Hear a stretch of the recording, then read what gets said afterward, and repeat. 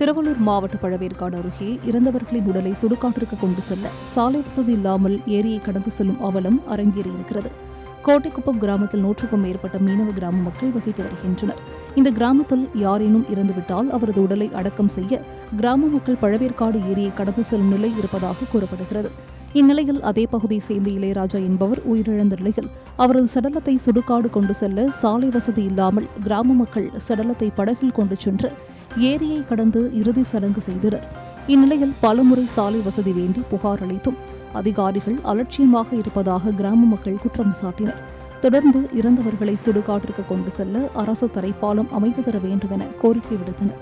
வரைக்கும் எங்கள் கோட்டைக்குப்பத்துக்கும் சுடுகாட்டுக்கும் ஏறக்குறைய 1 கிலோமீட்டர் இருக்கும். இந்த சுடுகாடு சாலை வசதி ஒழுங்காக அமைச்சு தரல. இன்னைக்கு என்னுடைய அண்ணமக இளையராஜா என்றவர் இறந்துட்டாரு.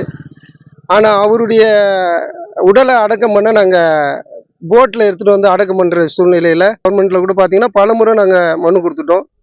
ஸ்டார்டிங்கில் ஒரு 100 மீட்டருக்கு சாலை போட்டாங்க. அதுக்கப்புறம் அதை அப்படியே நிறுத்திட்டாங்க.